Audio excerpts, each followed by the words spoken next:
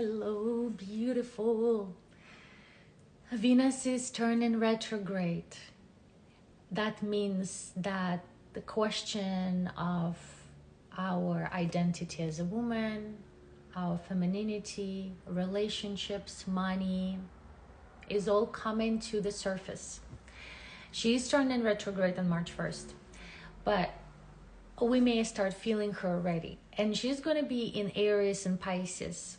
I mean, she's already in Aries, but retrograding through Aries. So the question of who am I? Who am I? Who am I beyond the functionality is going to be asked. And I think a lot of women are going to be awakening to understand that they have no idea. They have no idea. We are not taught. We don't have role models growing up that show us what a woman is capable of beyond the functionality. And by functionality, I mean I'm a mother, I'm a boss babe, I'm a colleague, I have the household, right? Those things identify me in relationship to something else and what I do to it. But that's not it. That's very temporary and it's very limiting. But woman as a commodity, right? Because a woman has been a commodity for a long time and it still is in our cellular memory. It's still in the society, even if we're having some sort of freedom conversations on a root level, we're still expected to play functions. So we're going to be awakening to like, whoa, like, oh, that's all you think of me? Like, that's all you need me for? And this is an important question that I think a lot of women will have to understand and get to answer for themselves. And who am I? And the thing is that it's not even something that I can tell you, you are this. Well, it's not something that you can hear from somebody else and be like, oh, that's what it means to be a woman. No, it's going to be discovered. It's going to be remembered. It's that kind of mystical sense that you will experience when you will be tapping into yourself beyond the shells, beyond the functionalities. The issue is that when you don't know who you are, you're easily confused, you're easily manipulated, you're self-doubting, you're criticizing yourself, you're criticizing your body. And then we're just taught to like, okay, how to work with those things. Like we only taught how to work with those things on the surface level.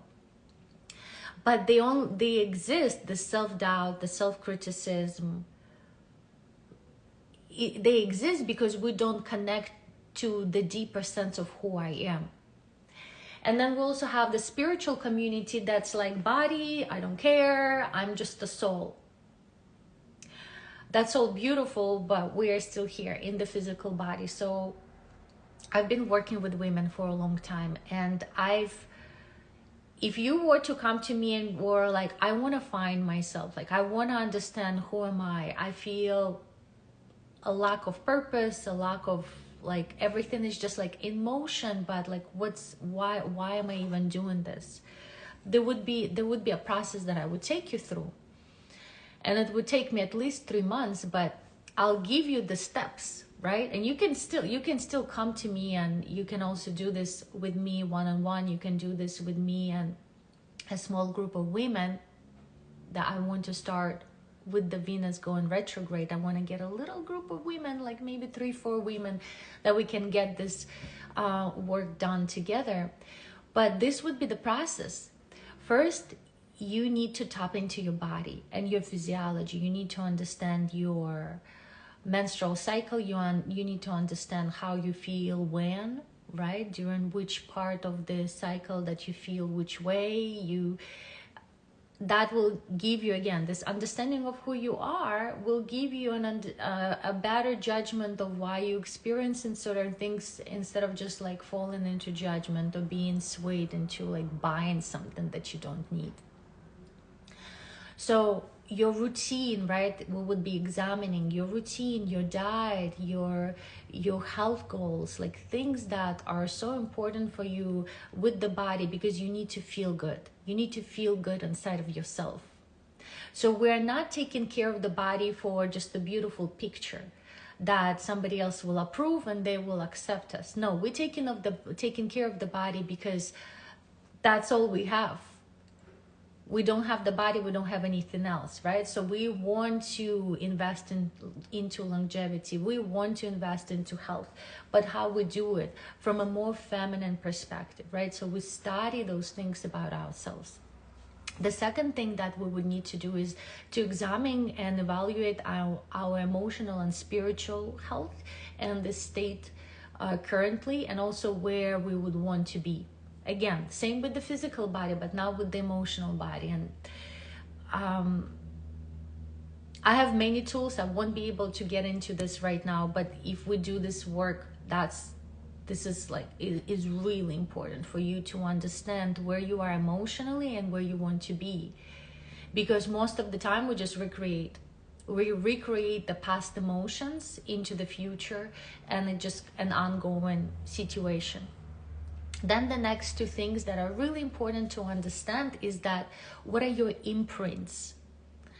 So this, what we're talking about, imprint, what is the imprint from your mother and what is the imprint from your father?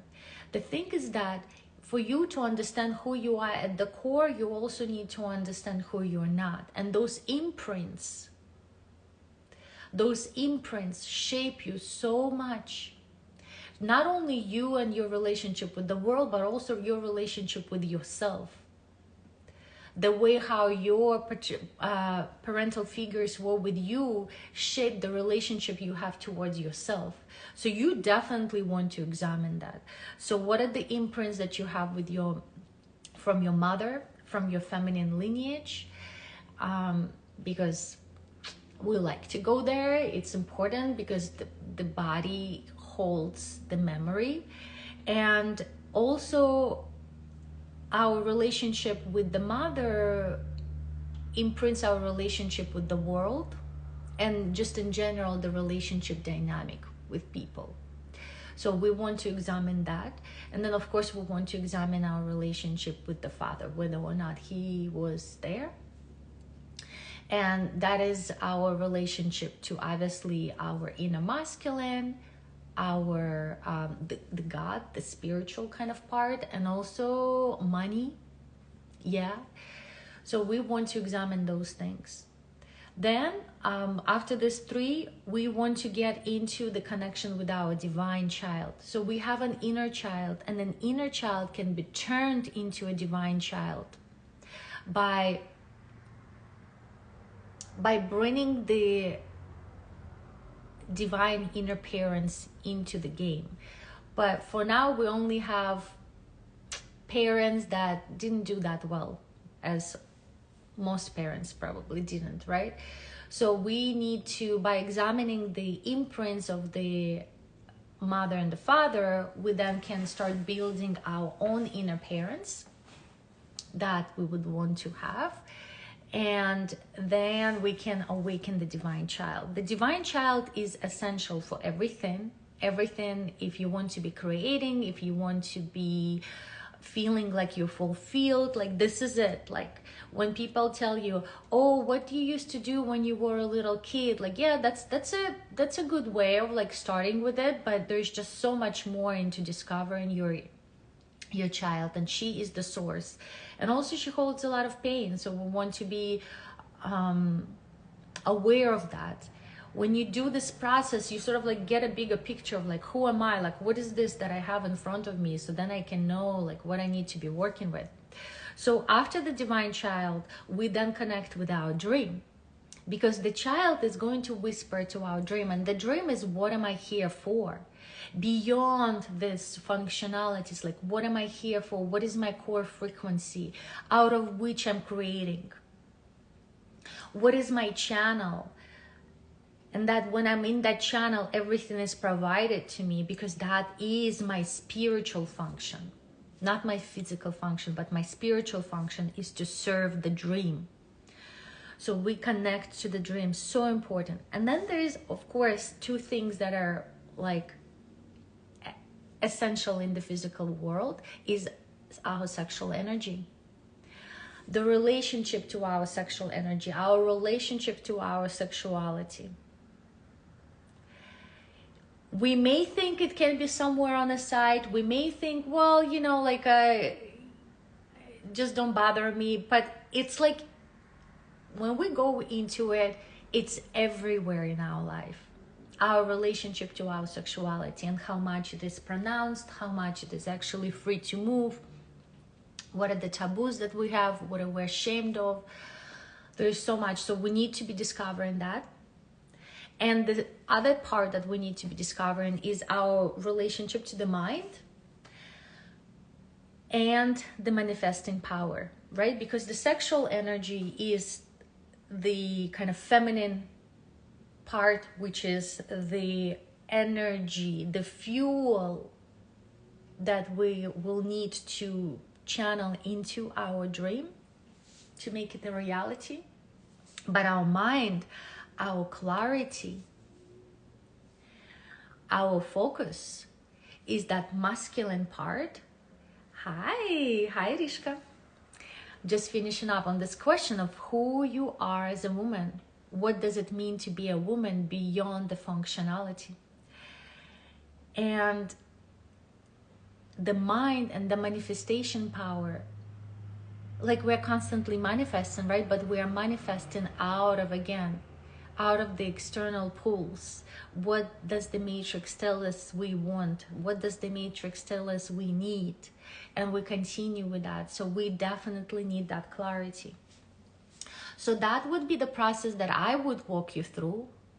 And like I said, it's a long-term work.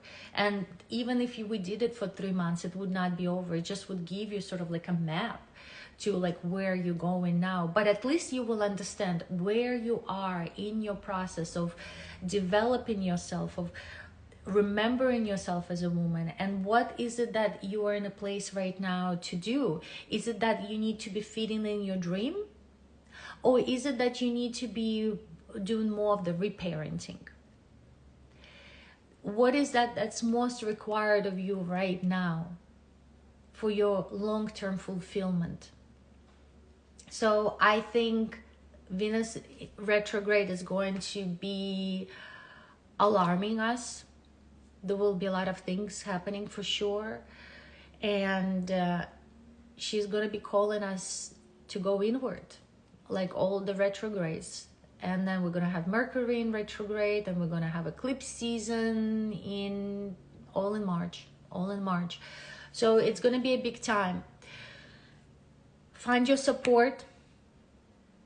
Come work with me if that is something that is inspiring to you. If this is the container that you feel comfortable in. Hi, Tati.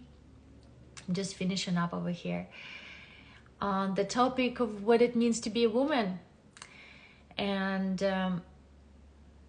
we'll talk more. Much love. Mwah.